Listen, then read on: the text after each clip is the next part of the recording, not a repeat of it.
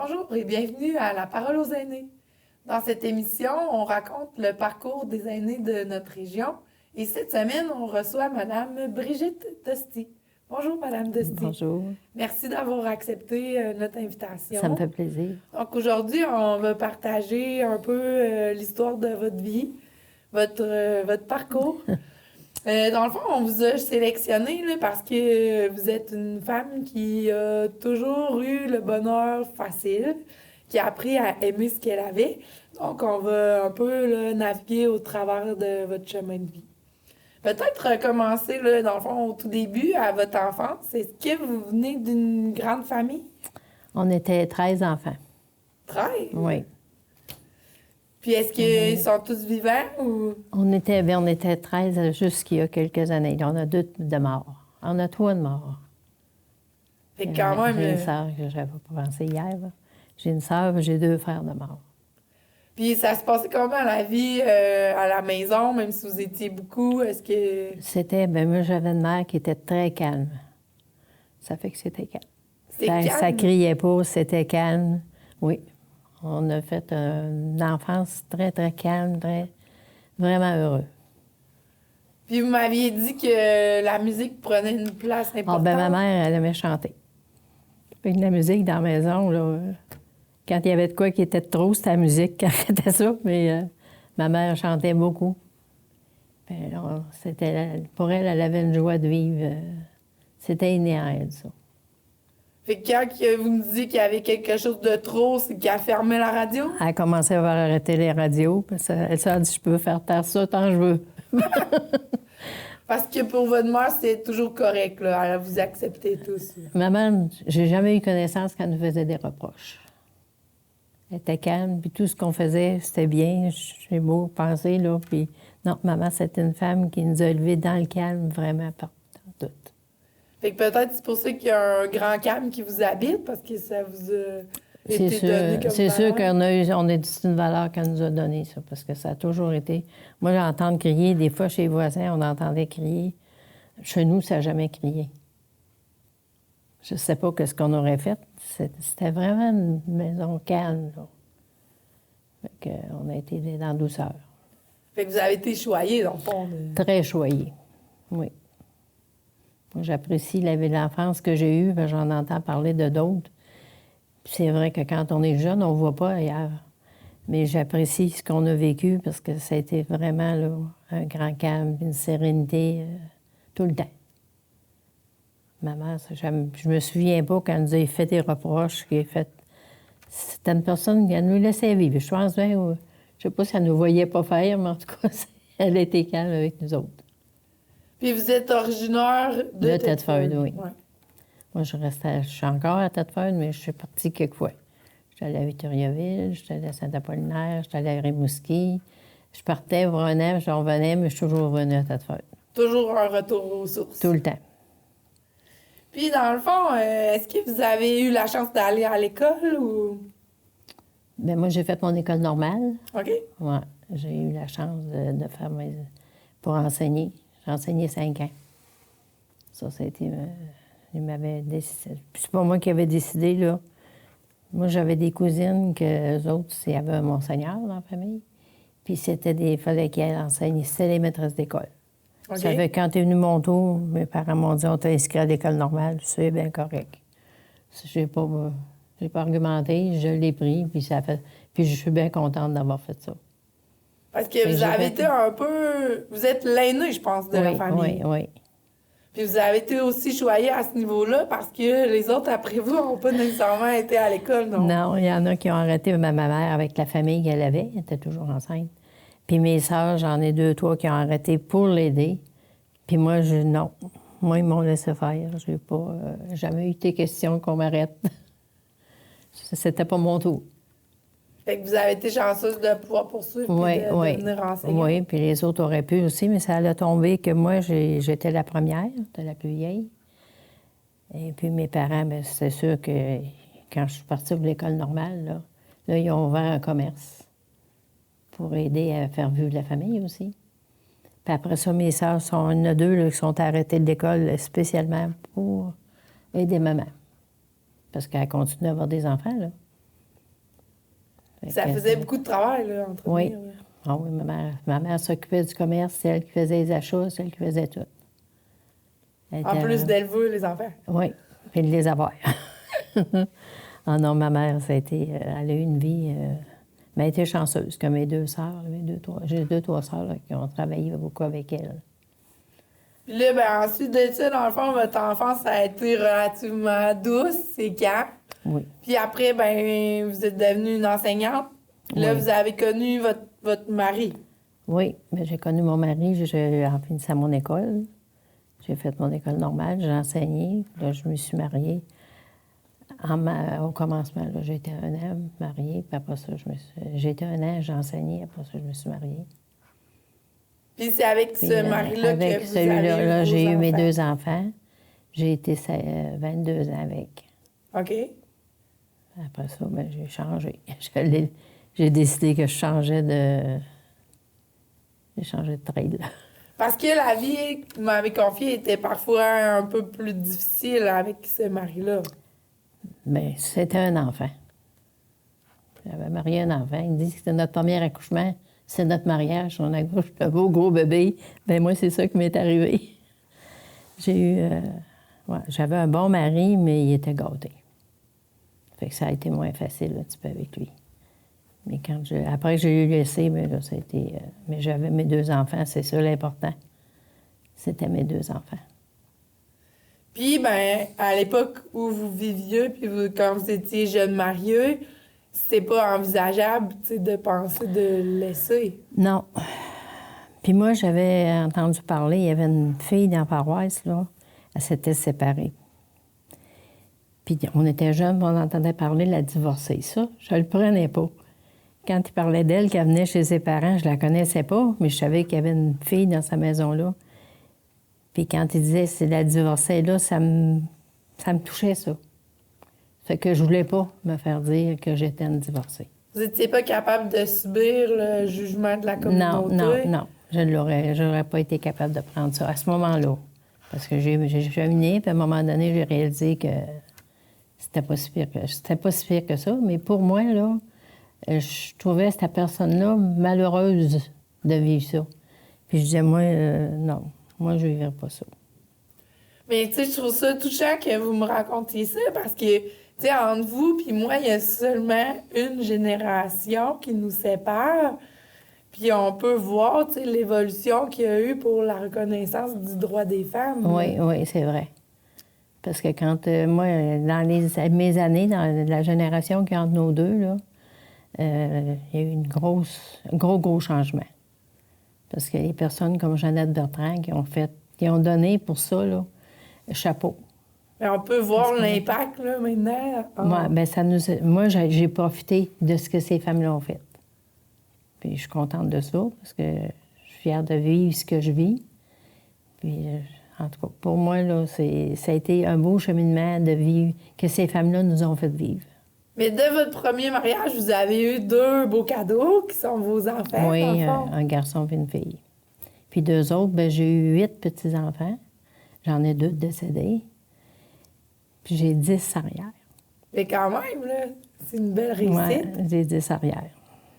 Fait que dans le fond, après la vie avec votre premier mari, là, où ça a été plus difficile, puis qui vous a amené à voyager beaucoup, là, vous avez fait plein de déménagements à cause de son travail. Les déménagements, ça, je les compte pas. Il y en a trop. Vous avez même eu une ferme pendant peu de temps? 1 an, oui. On a essayé. Mais en tout cas, on essayait. J'avais un mari qui avait le goût de tout, ça fait qu'on essayait de tout. Puis moi, je disais pas non. Je disais pas non. Je pense que j'étais un petit peu comme ma mère, je laissais aller. Mais j'ai jamais dit non. Puis on a déménagé, je peux pas compter les fois. Mais ça a été... Je peux pas dire que j'ai été malheureuse dans ça. Partout où j'allais, on me disait « T'accroches ton chapeau puis tes chevaux », puis c'était vrai. J'étais bien partout. Ça a été une vie assez mouvementée. Puis après qu'il était parti, bien là, j'en ai eu d'autres maris. J'ai encore déménagé, mais ça n'a pas été pas le même train de vie, là. Parce qu'après, dans le fond, que vous avez été prête à déployer vos ailes puis à partir du nid, vous êtes revenu à Thetford? On est parti, on partait pour revenir un an ailleurs, puis on est toujours revenu à Thetford. Puis même quand je me suis séparée, j'avais été 22 ans avec mon premier mari, je demeurais à Victoriaville, mais je suis revenue à Thetford. Il fallait revenir, mes racines étaient là, puis je suis revenue à Thetford. Puis je suis restée. Puis, ben, après ça, dans le fond, la vie, vous a amené à rencontrer un deuxième mari. Oui. Oui, j'ai été 5 ans toute seule. Après ça, j'ai rencontré mon deuxième mari, que j'ai été 12 ans avec. Lui, c'était un autre genre de vie, parce que là, j'ai pas eu d'enfants. J'avais mes enfants déjà. Puis, il était parti de la maison. Ça fait que ça n'a pas... Mais j'aurais pas été capable de me séparer puis si mes enfants n'avaient pas été partis. Moi, c'est ça. Dans le fond, vos enfants, ils sont partis de la maison, puis vous les avez suivis. Ouais, nous autres, on est partis toutes les trois dans la même semaine. Ma fille est partie pour s'en aller pour vivre avec son ami à Montréal. Puis mon garçon s'en allait. Puis là, moi, tout de suite après qu'ils ont été décidés qu'ils partaient, moi, je suis partie. Je leur ai annoncé que là, c'était moi qui partais.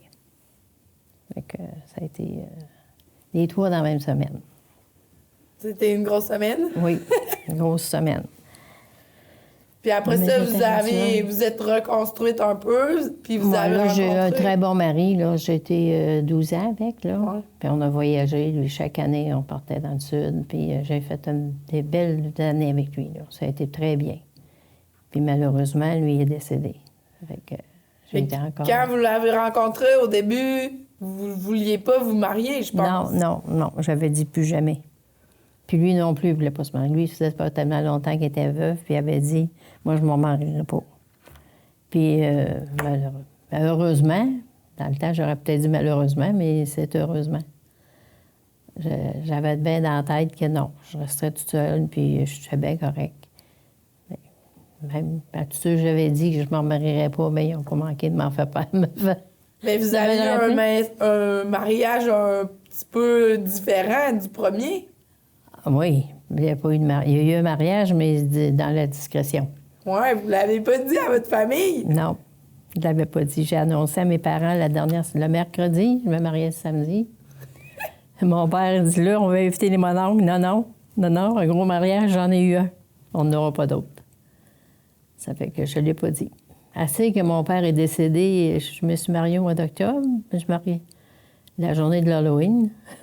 Vous êtes mariée à l'Halloween? La journée de l'Halloween. Mon père est décédé au mois de mars après. Puis quand mon père est décédé, il y avait de mes frères qui ne savaient pas que j'étais mariée. Ils l'ont vu sur... Ils ont vu sur le journal que je marquais épouse de... On marque pas épouse quand on n'est pas marié. Bien oui, je suis mariée. Là, ils ont découvert que j'étais mariée. Mais je ne l'avais pas dit. Mais heureusement, tu sais, ça a quand même été 12 ans de votre vie. Oui, c'est 12 belles années. Mais je voulais pas. Je voulais vraiment pas que ce soit publié. J'avais averti. Même si c'était une de mes amies qui était sacristine, là, elle ne savait même pas. Elle était avertie de changer les nappes, de changer, mais elle ne savait pas que c'était mon mariage. Je voulais pas. Ça a été une belle période. En fond, vous avez fait des voyages en Floride. Oui, on a voyagé. Chaque année, on partait pour la Floride. Puis vous avez des belles années. Fait beaucoup de camping, je pense? Oui. J'avais commencé, avec mon premier mari, j'avais commencé à camper la première année. Puis j'ai continué. Puis après ça, on a changé de roulotte. Puis on a campé encore. J'ai campé au-dessus de 30 ans. 30 ans? Oui, 32 ans. En tout cas, j'ai été plus que 30 ans. Mais j'ai aimé le camping. Oui. Vous aimiez être à travers les gens ou? Bien, j'aimais la tranquillité de la campagne. Moi, juste m'asseoir sur la galerie puis regarder les arbres, les feuilles bouger, j'adorais ça. Parce que je restais là, moi, beau temps, mauvais temps, là. Je m'en allais là à la fête des mères, puis je ressortais après la fête du travail. Toute la saison? Je restais là tout le temps. Vous étiez à Kenner, je pense? À Canner-Smith, oui. J'ai été à Canner. J'ai fait d'autres places, 1 an ou 2, mais c'était Canner, ma place. Quand ils ont ouvert le camping à Canner, là, on était peut-être 7-8 campeurs, là, ça commençait. Aujourd'hui, c'est... On s'est rendu gros. Gros. Mais c'était pas gros dans le temps. Mais c'était une bonne place, ça. Ouais, moi, j'ai bien aimé le camping. Puis c'est ça, je pense, qui m'a aidé. Puis mon mari aussi, il connaissait pas ça, lui. Puis il a adoré ça. Fait qu'on a campé. On était du même goût, on a campé. Puis là, malheureusement, lui, il y a eu une annonce d'un cancer. Oui, lui est décédé dans quelques mois, là. Le 100 janvier, puis le 1er juin, il était mort. Mais ça n'a pas été facile, mais en tout cas, c'était un homme qui avait un bon moral, puis une bonne philosophie de vie aussi. Fait que ça s'est bien passé. Ben, on peut dire que vous aussi, vous aviez quand même un bon moral pour réussir à vivre tout ça. Oui. En tout cas, ça a bien passé. Puis là, ben, encore un peu de temps qui se passe. Puis finalement, ben, vous avez trouvé un troisième monsieur. C'est ça. Avec qui partager votre vie. Là, j'ai été 3 ans toute seule. Là, je l'ai rencontré un autre. Et puis, je me suis mariée. Là, ça a été un petit peu plus de monde parce que de sa famille, eux autres, ils voulaient qu'il y ait des invités.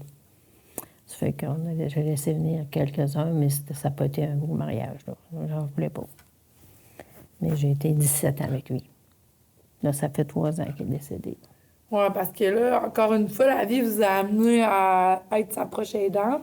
Oui, lui souffrait d'Alzheimer. Mais heureusement, j'ai pas connu les déchéances des Alzheimer d'habitude, là.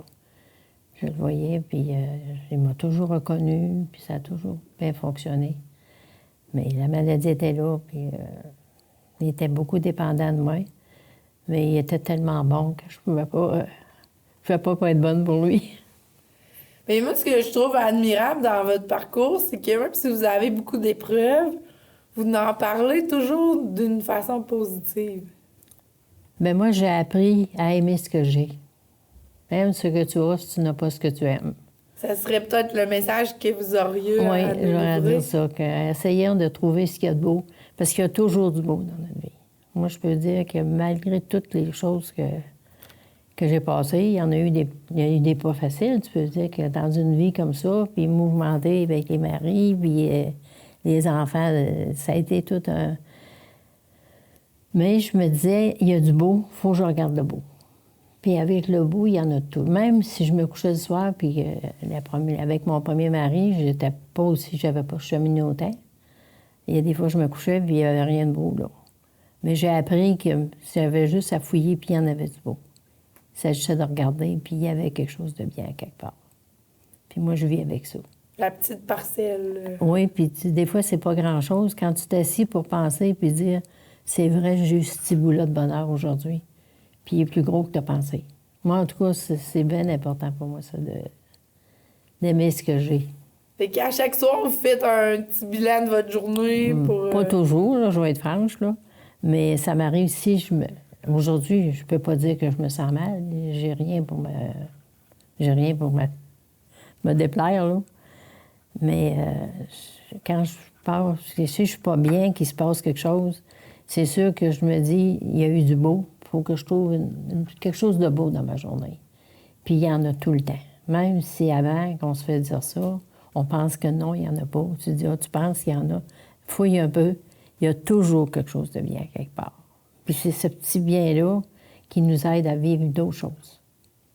Mais c'est peut-être ça qui fait, dans le fond, votre résilience, là, parce que la pandémie vous a apporté une épreuve. Mais toutes sortes d'épreuves. La pandémie, ça a dérangé tout le monde, puis ça nous a dérangé. Moi, ce qui est arrivé dans la pandémie, j'ai été dans le coma pendant 2 semaines. J'ai tout perdu 2 semaines, là. J'ai pas eu connaissance. J'étais couchée comme un fœtus. Je bougeais pas. Tous les soins m'étaient imposés parce que je pouvais pas rien faire. Ça a duré 2 semaines exactement. C'est spécial, là, parce que c'est arrivé comme ça, puis c'est reparti. Oui, je suis partie comme ça le vendredi après-midi. Je suis tombée. Je me souviens qu'ils sont venus nous dire qu'il y avait tant de pandémies dans la maison. J'ai perdu là. Puis quand je suis revenue, c'est qu'il est venu un monsieur pour donner des traitements, je ne me souviens pas exactement. Puis j'ai demandé, est-ce que je peux rester comme ça? Parce que là, je savais plus l'heure, je n'étais plus capable de rien faire, j'étais vraiment là, j'étais plus là. Puis j'ai demandé, il dit, madame, il dit, à votre âge, ça se peut. Puis là, ça m'a fait, non, ça n'arrivera pas. Ça, je vais me replacer, puis ça va bien aller. Puis à partir de là, j'ai recommencé à prendre la vie, prendre le goût de la vie, puis de me dire tout ce que je vivais, là, ça me décevait pas, même si je n'étais pas bien. Je venais pour garder l'heure, me lever, je disais, mon Dieu, je me retournais de bord, je ne savais plus. Mais je me disais, non, ça va revenir. Non, il faut que ça revienne, il faut que ça se place. Puis ça s'est replacé tranquillement, une chose à la fois. Parce que là, je n'étais plus capable d'ouvrir mon ordinateur, je n'étais plus capable. Même mes amis, j'en ai une qui m'appelait souvent, puis je répondais pas, mais je disais, j'entends sonner, mais je trouve pas le téléphone. Ça a duré les 2 semaines. Puis à un moment donné, je l'ai appelée moi-même, elle a dit, qu'est-ce qui se passe? Je viens de trouver mon téléphone, mais j'ai décidé de t'appeler. Elle a trouvé ça drôle, mais elle a dit, ça fait 2 semaines, elle a dit que je t'appelle, puis tu réponds même pas. Non, je le trouve pas. Je trouvais pas mon téléphone. Il fallait que je sois rendue... Mais tout s'est replacé, puis j'ai l'impression, en tout cas, comme c'est là, ça va bien, puis... Mais c'est peut-être la même force que vous avez utilisée tout au long de votre vie qui vous a permis de vous sortir de ça. Probablement, parce que ça a été une grâce, en tout cas, que je m'en sorte comme ça. Parce que où j'étais dans une bonne maison, par exemple, c'était une bonne résidence, puis ils ont pris bien soin de moi. Puis je me dis, avec tout ça, puis moi, en tout cas, j'avais probablement assez de positif pour me relever, là. Parce que quand j'y pense, j'ai été vraiment chanceuse. J'aurais pu rester... c'était pas beau. Peut-être aussi parce que votre cœur est jeune. Là. Vous m'avez confié que vous aviez souvent des amis qui étaient vraiment plus moi, jeunes mes que amis, vous. mes meilleurs amis, ils sont de l'âge de ma fille. J'en ai 2, 3 là, qui m'appellent, qui viennent me voir régulièrement, puis sont le même âge que ma fille. Ça fait que mes amis de mon âge sont toutes mortes. Ouais. J'ai toutes perdues. Moi, j'ai toujours eu du monde plus âgé que moi, puis tout le monde est parti. Fait que là, à mon âge, celles de mon âge exactement sont parties, il y avait dans la quarantaine. Fait que je ne les ai pas gardées longtemps. Puis aujourd'hui, bien, comme je te dis, sur l'âge de ma fille. Fait que je sors avec elle, puis il me dit, c'est-tu ta fille? Non. C'est une amie. Ça fait drôle, mais c'est comme ça. Puis je suis heureuse avec ça, oui. Bien, je pense que c'est un peu ça, l'histoire de votre vie, c'est que vous avez toujours trouvé le bonheur où il y en avait. Je pense que j'ai été capable de voir les belles choses. Ça serait quoi, mettons, le secret que vous pourriez nous donner pour vivre une vie heureuse et réussie? Bien, je pense qu'il faut vivre une journée à la fois, premièrement. Si je me lève le matin puis je vis juste ma journée, je prends pas tout sur mes épaules, que je me contente de la journée qui est arrivée, là. Souvent, elle est beaucoup plus grosse, beaucoup plus... c'est beaucoup plus fort à vivre, mais c'est toujours beau. Fait qu'avec ça, moi, c'est comme ça que j'avance, en me disant un jour à la fois. À chaque jour suffit sa peine. Oui, c'est en plein ça. Fait, moi, c'est ma façon de vivre. Parce que si je veux voir une semaine avant, c'est sûr que je vais grossir mes problèmes. Mais souvent, on pense que c'est gros, puis après qu'on est dedans, c'est pas si gros. Fait que c'est important d'essayer de vivre le moment présent. Oui, c'est bien important, ça. Je pense que si on vivait tout ça, là, il y aurait beaucoup plus de bonheur qu'il y en a. En tout cas, pour moi, c'est ça. Bien, c'est déjà la fin de notre émission. Donc, je vous remercie beaucoup d'avoir partagé avec nous votre histoire. Et pour vous, chers auditeurs, on vous invite à nous suivre dans une prochaine émission de La Parole aux aînés.